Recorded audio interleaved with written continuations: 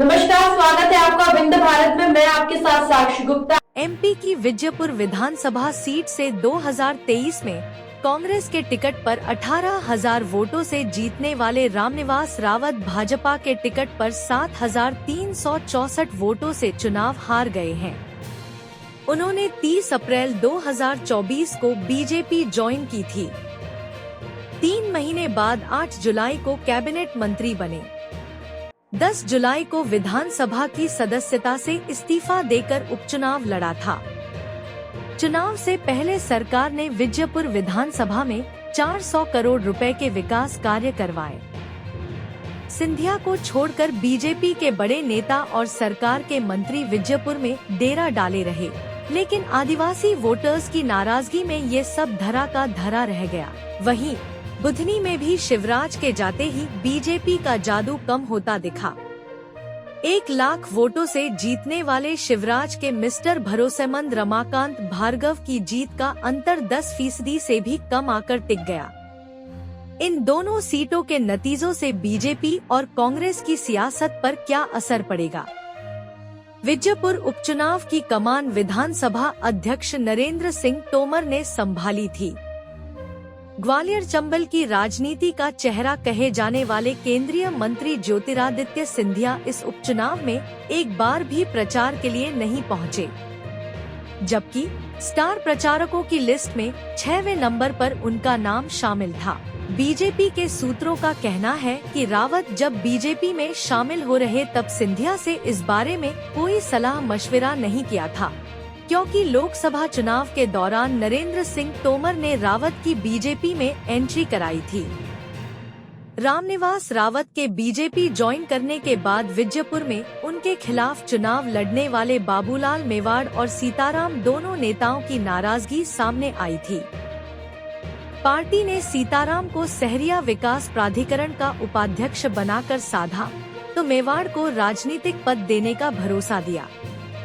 दूसरी तरफ अजय विश्नोई जैसे वरिष्ठ नेताओं ने भी रावत को मंत्री बनाए जाने पर नाराजगी जाहिर की थी। विश्नोई ने कहा था कि वो शर्तों के साथ ही बीजेपी में शामिल होते हैं, हम तो समर्पण भाव से काम करने वाले नेता हैं। विजयपुर में आदिवासी वोटर्स की संख्या करीब 60,000 है। ये यहाँ के निर्णायक मतदाता है। जानकार कहते हैं कि जब रामनिवास रावत कांग्रेस के टिकट पर चुनाव लड़ते थे तब उन्हें आदिवासियों का सपोर्ट मिलता रहा है, लेकिन इस बार कांग्रेस की तरफ से ही आदिवासी चेहरा मैदान में था। जाहिर तौर पर आदिवासी वोटर्स का रुझान कांग्रेस की तरफ था। जिस तरह से वोटिंग के दौरान आदिवासी गांवों में घटनाएं हुई, उसका भी असर हुआ। इससे पहले भी कांग्रेस में रहते हुए रामनिवास के सामने बीजेपी ने आदिवासी चेहरे को टिकट दिया तो उनकी जीत का मार्जिन कम हुआ था। 2018 का चुनाव वे बीजेपी के सीताराम आदिवासी से हार गए थे। विजयपुर से पहले छिंदवाड़ा जिले की अमरवाड़ा सीट पर भी उपचुनाव हुआ था, वह भी आदिवासी बाहुल्य सीट है, मगर गोंडवाना गणतंत्र पार्टी की वजह से यहां बीजेपी जीतने में कामयाब रही। विजयपुर में मल्होत्रा के अलावा कोई और प्रभावी चेहरा मैदान में नहीं था।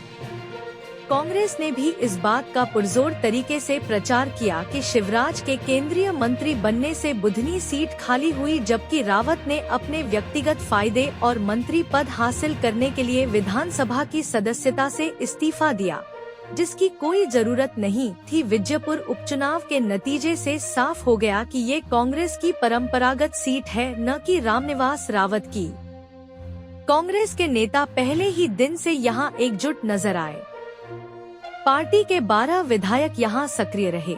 कांग्रेस की तरफ से मुरैना लोकसभा सीट का चुनाव लड़े नीतू सिकरवार ने पूरी कमान संभाली थी। उनकी टीम ने पिछले 1 महीने से विजयपुर में डेरा डाला हुआ था। दरअसल लोकसभा चुनाव के दौरान रावत के बीजेपी में जाने से सिकरवार को नुकसान हुआ था। विजयपुर की हार को लेकर वरिष्ठ पत्रकार रशीद किदवई का कहना है कि इस जीत से कांग्रेस को ताकत मिलेगी। जिस तरह से कांग्रेस की प्रदेश कार्यकारिणी की बैठक में प्रदेश अध्यक्ष जीतू पटवारी भावुक हो गए थे, इस जीत ने उनके आंसू पोंछने का काम किया है। हाईकमान की नजर में भी पटवारी की पूछ परख बढ़ेगी। बीजेपी क्यों हारी, इसकी वजह बताते हुए किदवई कहते हैं कि बीजेपी अति आत्मविश्वास की वजह से हारी। रामनिवास रावत बीजेपी में शामिल हुए और उन्हें मंत्री बना दिया। पार्टी को लगा कि बाकी चुनाव की तरह वह आसानी से चुनाव जीत जाएगी। सरकार को 1 साल पूरे होने जा रहे हैं, ऐसे में ये उसके लिए किसी झटके से कम नहीं है। वहीं नरेंद्र सिंह तोमर जो रावत को पार्टी में लेकर आए थे और उनके प्रचार की कमान भी उन्होंने ही संभाली थी। दिल्ली के सत्ता के गलियारों में उनकी पूछ परख कम होगी। रामनिवास रावत चुनाव हार गए हैं, मगर वे अगले 1.5 महीने तक मंत्री रह सकते हैं, बशर्ते वे मंत्री पद से इस्तीफा न दें। नियम के मुताबिक सरकार 6 महीने के लिए किसी को भी मंत्री बना सकती है। इसका अधिकतम कार्यकाल 6 महीने का रहता है। रावत ने 8 जुलाई को मंत्री पद की शपथ ली थी। उन्हें वन एवं पर्यावरण विभाग की जिम्मेदारी सौंपी गई थी। विधानसभा के प्रमुख सचिव AP सिंह का कहना है कि रावत भले ही चुनाव हार गए, लेकिन वे मंत्री पद पर 6 महीने का कार्यकाल पूरा कर सकते हैं। उनके हारने के बाद चुनाव से पहले की स्थिति बहाल हो जाएगी।